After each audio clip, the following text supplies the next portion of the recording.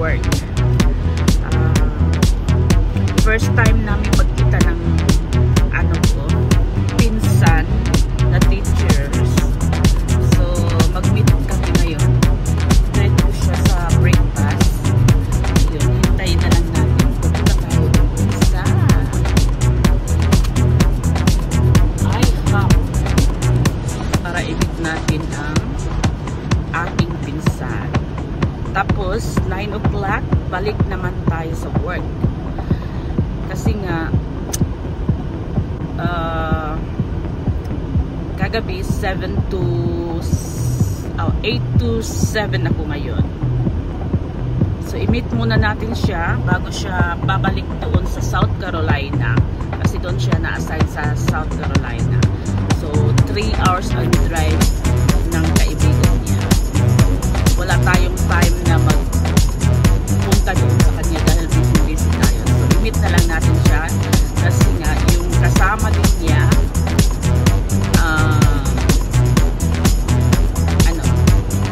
tawag nito, may pinuntahan din dito just only 25 minutes from the bahay ng kaibigan. So guys, abangan ninyo. Pakita ko muna sa inyo ang beautiful view ng North Carolina. Okay, shout out sa everyone. So, nandito tayo sa grocery store. Anuhan ko muna siya. Bigyan muna ng grocery bago siya uuwi sa South Carolina. So, mag-ano muna tayo. Magbigay ng ayuda sa aking pinsan. Okay? I-grocery ko muna siya bago kami magkita. Muna tayo. Kuha tayo ng card.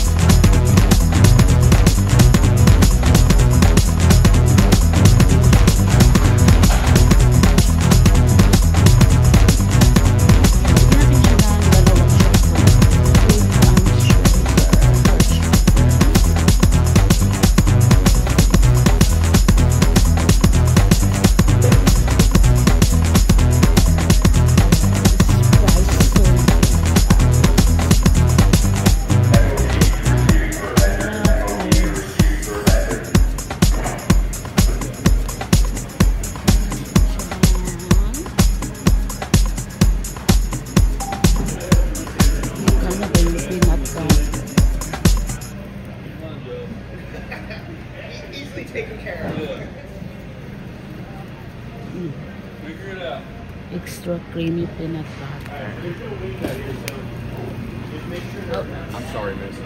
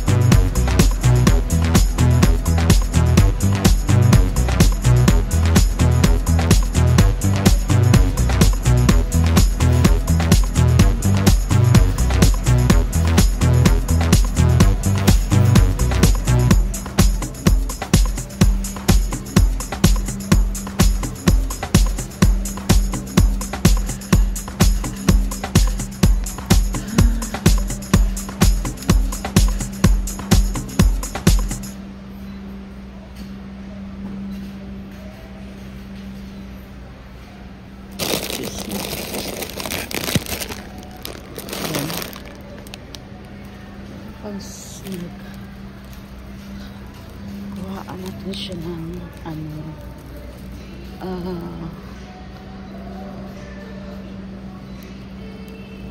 egg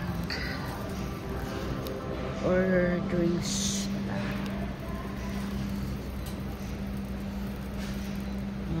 Buy one, buy two, 14.45.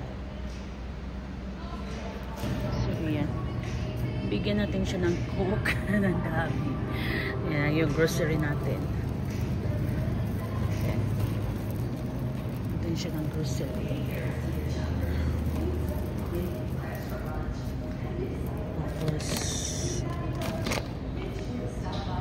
donut. Para ano siya, nadami yung, ay isa na lang yung nadami yung calorie ni apple at lemon blueberry steak. Yan.